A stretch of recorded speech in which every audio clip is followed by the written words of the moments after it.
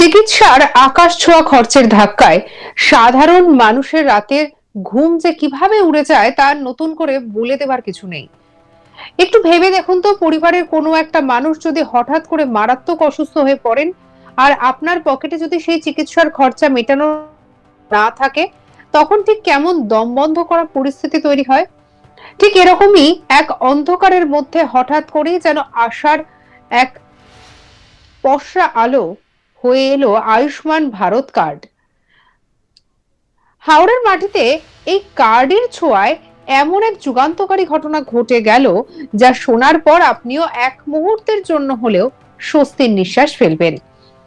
নবদ্বীপের বাসিন্দা 60 বছর বয়সী লীলা দেবনাথ, যার জীবনের উপর দিয়ে একটা ঝড় বয়ে যাচ্ছিল, আজ তার এবং তার পরিবারের মুখে হাসি ফুটেছে।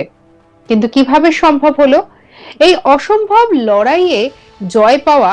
পর্দার আড়ালে বা বাস্তবের মাটিতে দাঁড়িয়ে ঠিক কি এমন ম্যাজিক হলো যা বদলে দিল একটা সাধারণ পরিবারের পুরো চেনা ছবিটা?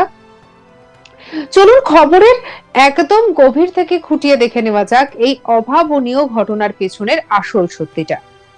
আচ্ছা, আপনাদের কি কখনো মনে হয়েছে একটা মারাত্মক রোগ কিভাবে একটা হাসি খুশি পরিবারকে মুহূর্তের মধ্যে ছাড়খাড় করে দিতে পারে? লীলা দেবীর ক্ষেত্রে সেটাই ঘটেছিল। দীর্ঘদিন ধরে তিনি ভুগছিলেন অনিয়ন্ত্রিত ডায়াবেটিসে। সুগার লেভেল এমন পর্যায়ে পৌঁছেছিল যে তা আর নিয়ন্ত্রণে রাখা যাচ্ছিল না। আর তার জেরে তার পায়ে তৈরি হয় একটা ছোট্ট ক্ষত, যা থেকে ধীরে ধীরে মারাত্মক ইনফেকশন ছড়িয়ে পড়তে শুরু করে সারা শরীরে।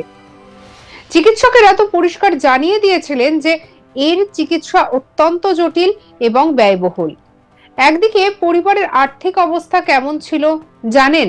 লীলা দেবীর ছেলে একটা সাধারণ কারখানায় খুব সামান্য বেতনে কাজ করেন, যে বেতনে দুবেলা দুমুঠো ভাত ডাল জোগাড় করতেই কালঘাম ছুটে যায়। সেই পরিবার কিভাবে বহন করবে হাজার হাজার টাকার ওষুধের খরচা? এই প্রশ্নটাই যেন একটা বড় পাহাড়ের মতো চেপে বসেছিল তাদের বুকের উপরে। চারপাশটা যখন পুরো অন্ধকার ঠেকছিল, ঠিক সেই সময় বাঁচার এক ক্ষীণ আশা দেখা দিল চোখের সামনে।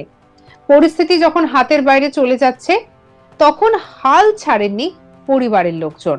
কম খরচে বা একেবারে বিনামূল্যে চিকিৎসার একটা উপায় খুঁজে বের করার জন্য তারা মরিয়া হয়ে সরকারি পোর্টালগুলোয় অনলাইনে ঘাটাঘাটি করতে শুরু করেন।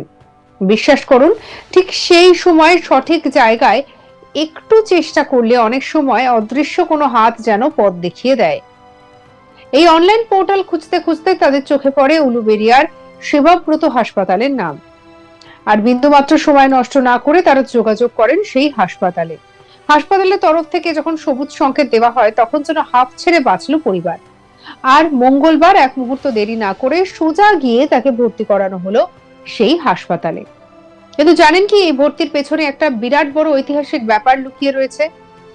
খোদ হাওড়া জেলাতে এই প্রথমবার আয়ুষ্মান ভারত কার্ডের মাধ্যমে কোনো রোগীর সম্পূর্ণ বিনামূল্যে চিকিৎসার কাজ আনুষ্ঠানিকভাবে শুরু হলো। ভাবা যায়, এতদিন যে কার্ড নিয়ে এত বিতর্ক, এত আলোচনা, সেই কাজ আজ আক্ষরিক অর্থেই একটা দরিদ্র মায়ের জীবন বাঁচানোর চাবিকাঠি হয়ে উঠল।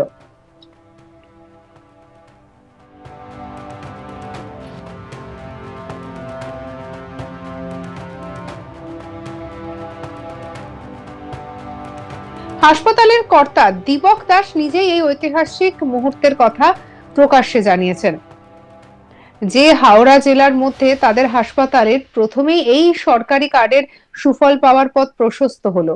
আর চিকিৎসার পুরো দায়িত্বটা নিজের কাঁধে তুলে নিয়েছেন বিশিষ্ট চিকিৎসক ডক্টর দেবজিৎ দাস। কি বলেছেন শুনবো।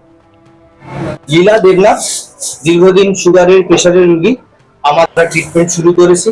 ওনার বাড়ির লোক, ওনার ছেলে আমাদের কাছে এসে বলেছিল আয়ুষ্মান কার্ডে পরিষেবা নেবে।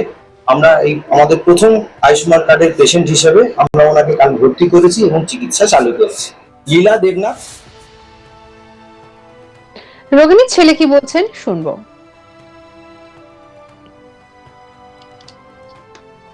মানে এই মাকে দেখাচ্ছিলাম অন্য ডাক্তারের কাছে, সেই ডাক্তার পজিশন দেখে বললো যে ভালো জায়গায় ভর্তি করতে হবে। আমি একটু অন্য হসপিটালে গেছিলাম আয়ুষ্মান কার্ডের আশা নিয়ে, সেখানে আমি করতে পারিনি। সেখান থেকে আমি খুঁজে খুঁজে এনাদের কাছে এলাম সেবাব্রততে। এই সেবাব্রত আমাকে ভালো পরিষেবা দিয়েছে এবং মাকে সঙ্গে সঙ্গে অ্যাডমিট করেছে, মার চিকিৎসাও চালু করেছে। এর জন্য আমি আমাদের রাজ্যের মুখ্যমন্ত্রীর কাছে খুবই উপকৃত এবং তাকে ধন্যবাদ জানাই। রোগিণী লীলা দেবনাথ কি বলছেন শুনবো। এখন কেমন আছেন? ভালো লাগছে। ওই ব্যথাটা একটু আছে, শরীরটা এমনি এমনি সুস্থ আছে, হ্যাঁ ঠিকঠাক পরিষেবা পেয়েছে। একটু ভেবে দেখুন, লীলা দেবীর মতো একজন সাধারণ প্রবীণা মানুষ, যার পরিবার আকাশ ছোঁয়া খরচের ভয়ে চিকিৎসার আশা প্রায় ছেড়ে দিয়েছিলেন, তারা আজ দুশ্চিন্তা মুক্ত। বিপুল অঙ্কের খরচের হাত থেকে পুরোপুরি বেঁচে যাওয়ার পর লীলা দেবী ও তার পরিবার এখন কেবল নতুন জীবন পাওয়ার অপেক্ষায় দিন গুনছেন। এই যে একটা কার্ড মানুষের জীবনকে মৃত্যুর মুখ থেকে ফিরিয়ে আনতে পারে, তার সব থেকে বড় প্রমাণ আজ আমাদের চোখের সামনে। আমাদের কলিগ হিমাদ্রির রিপোর্টে কি উঠে এলো দেখবো। আয়ুষ্মান কার্ড প্রথম ব্যবহার হলো হাওড়াতে, আর এই কার্ড থেকে উপকৃত হলো এক গরিব পরিবার। লীলা দেবী দেবনাথ, 60 বছর বয়স, সুগারজনিত অসুখে ভুগছিলেন বেশ কিছুদিন ধরে, কিন্তু তার চিকিৎসা ঠিকমতো হতে পারছিলেন। সরকারি হাসপাতালে চিকিৎসায় তিনি ঠিক হচ্ছিলেন না, তাই বেসরকারি হাসপাতালে চিকিৎসার জন্য যোগাযোগ করছিলেন।